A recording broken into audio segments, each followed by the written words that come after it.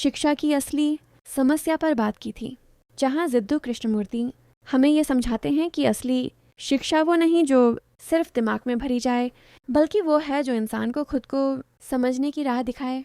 हमने सीखा कि शिक्षा का मकसद किसी ढांचे में ढलना नहीं, बल्कि अपने भीतर की सच्चाई को पहचानना है, क्योंकि जब इंसान खुद को समझता है तभी वो दूसरों को और इस दुनिया को समझने के काबिल होता है। लेकिन अब एक और गहरी बात हमारे सामने आती है, आज़ादी की समस्या। आखिर असली आज़ादी क्या है? क्या सिर्फ ये कि हम जो चाहें वो कर सकें, या फिर असली आज़ादी वो है जहाँ मन किसी डर, किसी मजबूरी, किसी चाह से बिल्कुल मुक्त हो जाए? जिद्दू कृष्णमूर्ति कहते हैं, जब तक इंसान कुछ बनने की चाह में उलझा है, जब तक वो तुलना और महत्वाकांक्षा के जाल में फंसा है, वो कभी आज़ाद नहीं हो सकता। इस अध्याय में हम समझेंगे कि असली आज़ादी कोई बाहरी चीज़ नहीं, बल्कि एक मन की अवस्था है जहाँ डर नहीं, लालच नहीं और बनने की दौड़ नहीं होती। सिर्फ देखने की क्षमता, समझने की शक्ति और जीने की सादगी होती है। तो आइए इस अध्याय में हम द प्रॉब्लम ऑफ फ्रीडम यानी आज़ादी की समस्या को उसी गहराई से समझें जिस सच्चाई से जिद्दू कृष्णमूर्ति ने हमें सोचने की नई दिशा दी। मैं तुम्हारे साथ स्वतंत्रता के प्रश्न पर बात करना चाहता हूँ। यह एक बहुत ही जटिल विषय है जिसके लिए गहरी समझ और अध्ययन की आवश्यकता है। हम स्वतंत्रता, धार्मिक स्वतंत्रता और अपनी इच्छा से जो चाहे करने की स्वतंत्रता के बारे में बहुत कुछ सुनते हैं। विद्वानों ने इस विषय पर बहुत कुछ लिखा है, लेकिन मेरा मानना है कि अगर हम इसे सरल और सीधी तरह से समझने की कोशिश करें तो शायद हम इसके असली अर्थ तक पहुंच सकें। क्या तुमने कभी ठहरकर पश्चिम दिशा में ढलते सूरज की अद्भुत आभा देखी है? पेड़ों के ऊपर कोमल नया चांद झांकता है। उस समय नदी अक्सर बहुत शांत होती है और उसकी सतह पर सब कुछ झलकता है, पुल, उस पर से गुजरती ट्रेन, कोमल चांद, और फिर जैसे जैसे अंधेरा बढ़ता है तारे भी दिखने लगते हैं। ये सब बहुत सुंदर होता है, लेकिन किसी सुंदर चीज़ को सच में देखने, उसे ध्यान से देखने और पूरी एकाग्रता से अनुभव करने के लिए मन को खाली होना पड़ता है ना? मन में कोई चिंता, कोई समस्या, कोई कल्पना नहीं होनी चाहिए। केवल जब मन पूरी तरह शांत होता है तभी वह सच्चाई से देख पाता है। तब वह असाधारण सुंदरता के प्रति संवेदनशील होता है। शायद यही बात हमें स्वतंत्रता के प्रश्न को समझने में मदद कर सकती है। स्वतंत्रता का अर्थ क्या है? आखिर स्वतंत्र होना क्या है? क्या स्वतंत्रता का मतलब यह है कि हम जो चाहे वो करें, जहाँ चाहे जाए, जो चाहे सोचें? यह तो हम सब किसी न किसी रूप में करते ही हैं, लेकिन क्या यह असली स्वतंत्रता है? नहीं। दुनिया में बहुत से लोग स्वतंत्र हैं, पर बहुत कम लोग सच में मुक्त हैं। स्वतंत्रता में महान बुद्धि शामिल है ना? स्वतंत्र होना मतलब बुद्धिमान होना। लेकिन बुद्धिमत्ता केवल स्वतंत्र होने की इच्छा से नहीं आती।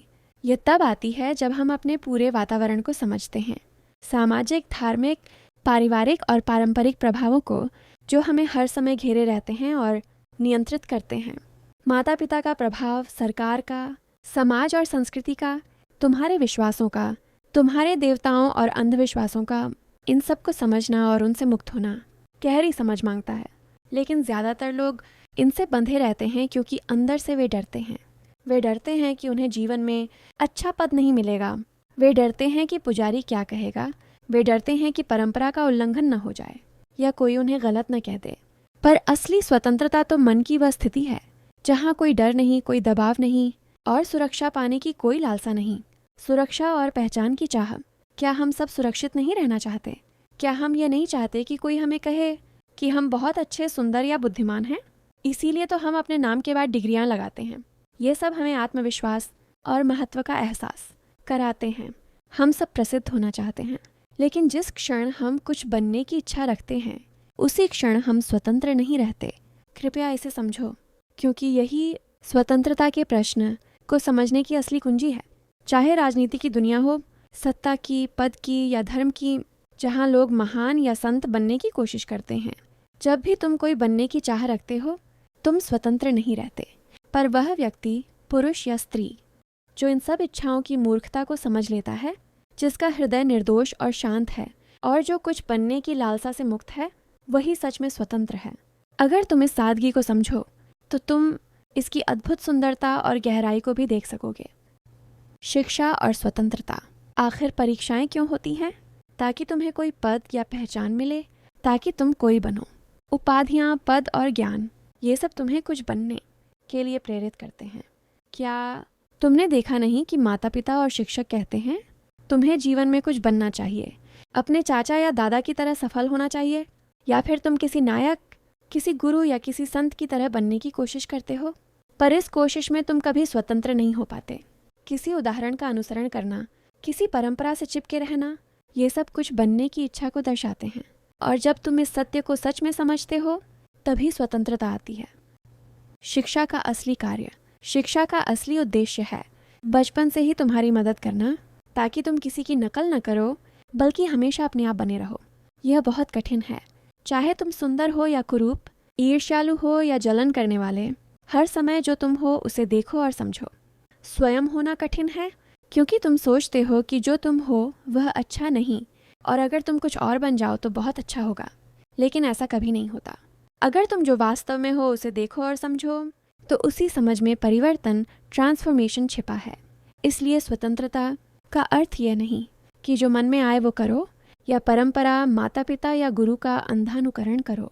स्वतंत्रता का अर्थ है अपने आप को हर पल समझना। स्वयं की समझ, असली शिक्षा। तुम्हें इस बात के लिए शिक्षित नहीं किया जाता। तुम्हारी शिक्षा तो तुम्हें कुछ बनने के लिए तैयार करती है, पर यह तुम्हें स्वयं को समझना नहीं सिखाती। तुम केवल वह व्यक्ति नहीं हो जो स्कूल जाता है, खेलता है, डरता है, बल्कि तुम वह भी हो जो अंदर छिपा है, जिसे समाज, किताबों, अखबारों और नेताओं ने आकार दिया है। इन सबको समझना तभी संभव है जब तुम कोई बनने की इच्छा छोड़ दो, किसी की नकल न करो, किसी का अनुसरण न करो। यानी जब तुम उस पूरी परंपरा के खिलाफ विद्रोह करते हो जो तुम्हें कुछ बनने को कहती है। यही असली क्रांति है, जो असाधारण स्वतंत्रता लाती है। इस स्वतंत्रता को विकसित करना ही शिक्षा का असली उद्देश्य है। नया संसार और सच्ची बुद्धि।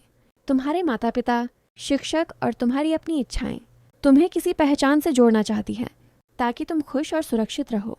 लेकिन सच्ची बुद्धि पाने के लिए तुम्हें उन सब प्रभावों को तोड़ना होगा जो तुम्हें दबाते हैं। नए संसार की आशा उन्हीं में है जो झूठ को पहचान कर उसके खिलाफ विद्रोह करते हैं, सिर्फ शब्दों में नहीं बल्कि अपने जीवन में। इसीलिए तुम्हें सही प्रकार की शिक्षा की तलाश करनी चाहिए, क्योंकि केवल स्वतंत्रता में ही तुम एक नया संसार बना सकते हो जो परंपरा या किसी विचारक की कल्पना पर आधारित न हो। पर जब तक तुम कोई बनने की कोशिश करते रहोगे या किसी महान उदाहरण की नकल करते रहोगे, तब तक तुम कभी स्वतंत्र नहीं हो पाओगे। प्रश्नकर्ता, बुद्धि क्या है? कृष्णमूर्ति कहते हैं, आइए इस प्रश्न को धीरे धीरे और ध्यान से समझें। जानना का मतलब किसी नतीजे पर पहुंच जाना नहीं है। जब आप ये तय कर लेते हैं कि बुद्धि क्या है, उसी पल आप बुद्धिमान नहीं रहते। ज्यादातर लोग यही गलती करते हैं। वे सोच लेते हैं कि अब वे सब जान गए, जबकि असली बुद्धिमत्ता तो उसी में है कि मन हमेशा सीखता रहे, कभी किसी निष्कर्ष पर न पहुंचे। बुद्धि क्या होती है? ज्यादातर लोग किसी परिभाषा से संतुष्ट हो जाते हैं, अच्छा यही बुद्धि है।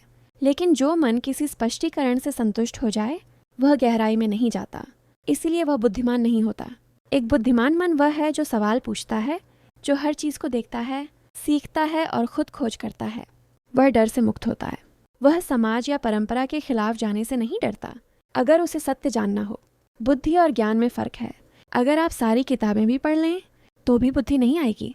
बुद्धि तब आती है जब आप अपने मन को समझते हैं, किसी गुरु या किताब के अनुसार नहीं, बल्कि अपने अनुभव से। आपका मन पूरी मानवता का परिणाम है। जब आप खुद को समझ लेते हैं तो आप जीवन को समझ लेते हैं। इसलिए बुद्धि सीखने से नहीं आती, वह तब आती है जब आप डर से मुक्त होते हैं और प्रेम से भरे होते हैं, क्योंकि जहाँ डर नहीं होता वहाँ प्रेम होता है। अगर आप सिर्फ समझाने के लिए पूछ रहे हैं तो शायद आपको लगेगा कि मैंने जवाब नहीं दिया। बुद्धि क्या है? पूछना वैसा ही है जैसे जीवन क्या है, पूछना। जीवन में सब कुछ है, पढ़ाई, काम, खेल, झगड़ा, ईर्ष्या, महत्वाकांक्षा, प्रेम, सौंदर्य और सत्य। लेकिन हम में से बहुत कम लोग हैं जिनमें इसे सचमुच समझने का धैर्य है। प्रश्नकर्ता, क्या कच्चा अपरिपक्व मन संवेदनशील हो सकता है? कृष्णमूर्ति कहते हैं, सोचिए, अगर मैं कहूँ कि मेरा मन कच्चा है और मैं संवेदनशील बनने की कोशिश करता हूँ, तो वह कोशिश ही मेरी अपरिपक्वता है। अगर मैं यह स्वीकार कर लूँ कि मेरा मन कच्चा है और उसे रोज़मर्रा की ज़िंदगी में देखूँ, जैसे मैं लालच से खाता हूँ, लोगों से कठोरता से पेश आता हूँ, अभिमानी हूँ, तो ये देखने की प्रक्रिया ही मुझे बदल देती है। अगर मैं मूर्ख हूँ और बुद्धिमान बनने की कोशिश करूँ तो ये कोशिश खुद मूर्खता है। महत्वपूर्ण यह नहीं कि बुद्धिमान बनना है, बल्कि यह समझना है कि मूर्खता क्या है। जब मैं अपनी मूर्खता को समझने लगता हूँ तभी बुद्धिमत्ता आती है। उदाहरण के लिए देखिए कि आप अपने नौकर या गरीब व्यक्ति से कैसे बात करते हैं और अमीर या ऊंचे पद वाले से कैसे। ये फ़र्क आपकी मूर्खता दिखाता है, और इस मूर्खता को पहचानने में ही सच्ची बुद्धिमत्ता है। जो व्यक्ति कुछ बनने की कोशिश में लगा रहता है वह असंवेदनशील और कठोर होता है। प्रश्नकर्ता, माता पिता और शिक्षकों की मदद के बिना बच्चा खुद को कैसे जान सकता है? कृष्णमूर्ति कहते हैं, मैंने ऐसा नहीं कहा कि बच्चा बिल्कुल अकेले जान सकता है। अगर माहौल सही हो, जहाँ माता पिता और शिक्षक बच्चे को मजबूर न करें बल्कि उसे देखने समझने की आज़ादी दें, तो बच्चा खुद को समझ सकता है। समस्या यह है कि हम हमेशा कहते हैं, हमें बताओ क्या करना है। हम खुद मिलकर सोचते नहीं। अगर हम सच में चाहते हैं कि बच्चे खुद को समझें तो हमें ऐसा माहौल बनाना होगा जहाँ वे डर के बिना स्वतंत्र रूप से सीख सकें। आत्मज्ञान को थोपकर नहीं सिखाया जा सकता, वह खुद अनुभव से आता है। प्रश्नकर्ता, बच्चे गांवों में भूत प्रेत जैसी बातें सुनते हैं और डरते हैं, उन्हें क्या बताया जाए? कृष्णमूर्ति कहते हैं, डर एक बहुत गहरी चीज़ है। अक्सर बच्चों को डर इसलिए लगता है क्योंकि बड़ों ने उन्हें भूत प्रेत की बातें बताई होती हैं।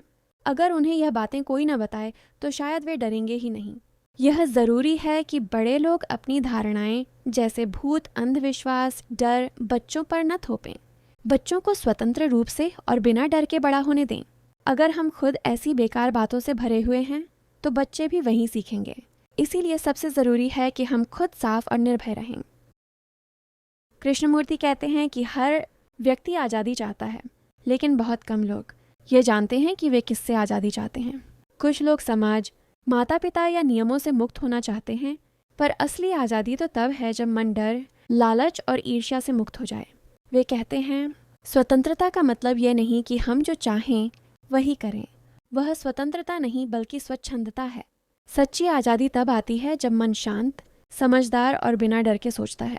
अगर मन डर से भरा है तो वह कभी स्वतंत्र नहीं हो सकता। डर से मुक्त मन ही सच्चा प्रेम कर सकता है और हर चीज़ को साफ साफ देख सकता है। कृष्णमूर्ति के अनुसार स्वतंत्रता कोई मंजिल नहीं बल्कि जीवन का तरीका है। ये तब आती है जब हम अपने विचारों, इच्छाओं और मन की जंजीरों को पहचानते हैं। बिना आत्मज्ञान के स्वतंत्रता केवल एक शब्द बनकर रह जाती है। और अब इन्हीं विचारों को और गहराई से समझने के लिए आइए हम सब मिलकर बढ़ते हैं तीसरे चैप्टर की ओर, जहाँ कृष्णमूर्ति जी ने स्वतंत्रता और प्रेम के असली संबंध को उजागर करते हैं। स्वतंत्रता की इस यात्रा को आगे बढ़ाने के लिए अगले भाग का इंतज़ार कीजिए। याद रखिए, हर सोच एक नई शुरुआत है। अगले भाग में मिलते हैं। तब तक लाइक करें, शेयर करें और सब्सक्राइब करना ना भूलें।